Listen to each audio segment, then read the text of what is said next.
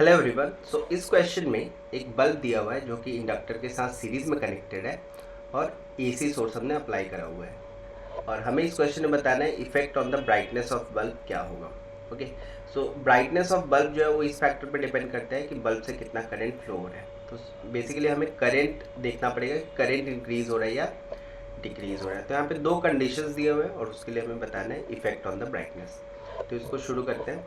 तो first case में है that a soft iron rod is inserted in the solenoid। तो इसमें अगर हम एक सॉफ्ट आयरन रॉड इंसर्ट कर दें तो L हमें पता है इज प्रोपोर्शनल टू म्यू होता है। तो जो इंडक्टेंस है कॉइल का वो बढ़ जाएगा। इंडक्टेंस बढ़ेगा तो XL which is inductive reactance जो होता है दैट इज ओमेगा एल। अगर एल बढ़ गया तो इंडक्टिव रिएक्टेंस भी बढ़ जाएगा। इसका मतलब जो इम्पीडेंस है सर्किट का वो इंक्रीज हो जाएगा। और अगर इम्पीडेंस इंक्रीज हो गया इसका क्या मतलब है, करंट जो है सर्किट में वो डिक्रीज हो जाएगा। और करंट डिक्रीज हुआ तो ब्राइटनेस भी डिक्रीज हो जाएगा। Brightness will decrease in this case. ठीक है, ये समझ में आया पॉइंट।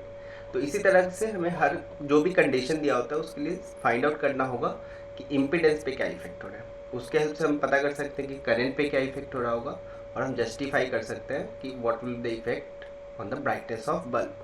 ना जैसे सेकेंड कंडीशन दिया हुआ है यहाँ पे frequency of source is increase.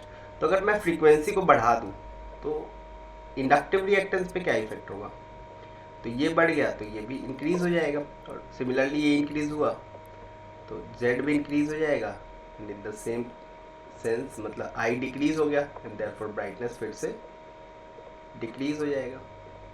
मतलब in both the cases brightness जो है वो डिक्रीज होगा। अगर हम सॉफ्ट आयरन कोड इंसर्ट करते हैं तब भी डिक्रीज हो जाएगा और अगर हम फ्रीक्वेंसी ऑफ सोर्स को बढ़ा देते हैं तो उससे क्या है, इम्पीडेंस बढ़ जाएगा तो current in the circuit will decrease and therefore brightness भी डिक्रीज हो जाएगा। आई होप आपको समझ में आ गया होगा। मिलते हैं अपने अगले वीडियो में।